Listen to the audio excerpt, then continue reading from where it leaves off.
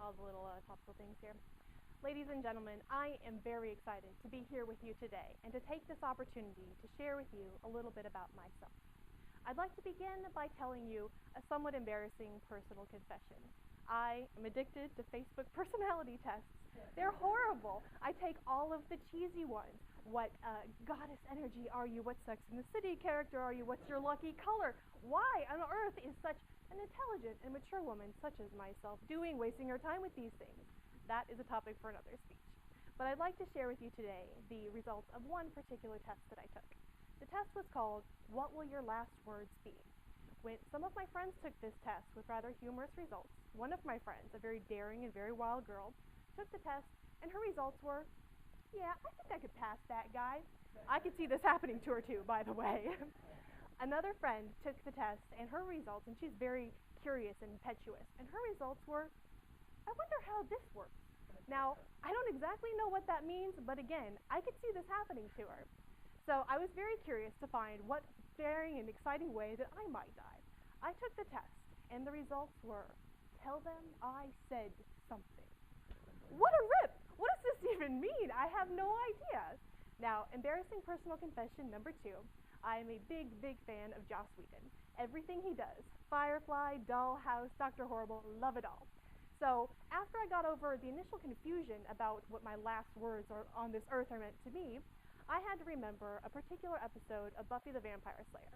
An episode wherein our heroine, young Buffy Summers, finds that she is destined to die in a particular battle. And as she is to go out and to meet her fate, she turns to her friend and she says, when you see my watcher, tell him, well, make up something cool, tell him I said it. Now, Buffy gets a pass on this one. She's only 16 years old and she's got a date with Destiny. She doesn't have time to come up with a method, something to say, something powerful to leave the world with. She's only 16 years old. So if I am to die in a fashion like that, where my life is unceremoniously ripped from me at a young age, I suppose I'd be okay with that. But I would prescribe that from my future. I'm going to call that a plan B.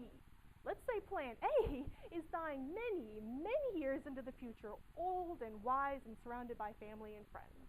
And if I am to get this wish, to die to the end, I don't want to say, tell them I said something. I want to have already said something. So if I get this wish, what is it that I would like most to say? And when I look at my life, I see 3 key things that are themes that have kind of come about through my life. And those 3 things are education, wellness, and empowerment. Now, these came from some of my past that is a little bit awkward to talk about. I have had my share of no good, horrible, very bad, terrible, terrible life events. And as part of my ability to overcome these things and my very hopeful outlook on life that I will be able to overcome these things, these main themes of empowerment, wellness, and education, I believe are going to be my keys to success. So if I'm able to overcome my life goals, that's what I want my main objectives to be. Now these 3 things started to take root when I first began as a crisis counselor at the Alachua County Crisis Center. My time there was very rewarding, and I learned some very valuable things about the power of open and honest communication with a stranger over the phone. I was able to help people in the middle of life crises that has become a part of who I am today. I've taken this type of emotional and mental wellness, and I've applied it into my career now. When I was trying to make a decision about what I wanted to be when I grow up, I decided to go into massage therapy, and I've been a licensed massage therapist for over 5 years. Love the work, it's very rewarding, and helping people to achieve physical wellness in terms of the stress and the aches and the pains that everybody has, being able to help people that way has been very rewarding for me as well.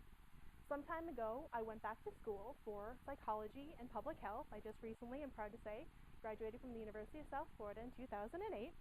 Embarrassing personal confession number 3, I am the first woman in my family to get a college degree. Yes, it took us 2008, but I did it, and I'm very proud of that fact.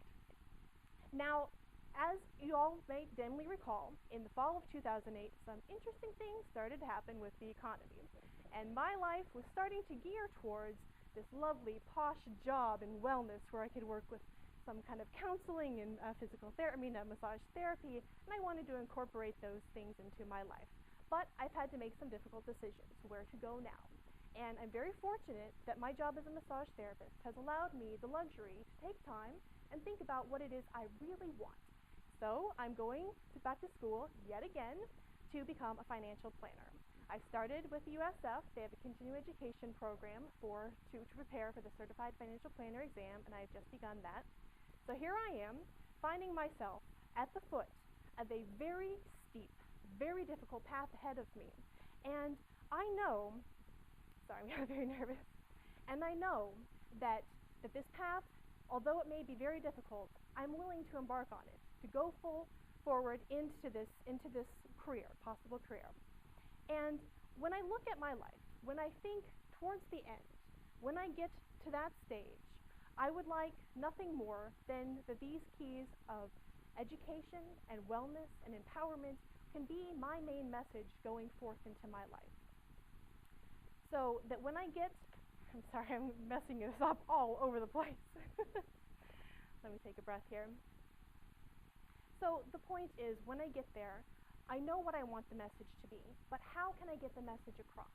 Ladies and gentlemen, that is why I'm here, torturing myself today, when I could be sunning by a pool somewhere.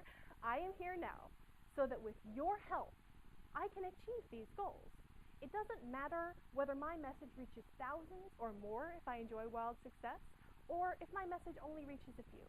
It only matters that the message gets across. And my wish for all of us here is that when we meet our inevitable, unpleasant end, I hope that we can all go forward confidently, knowing that we said something. Thank you.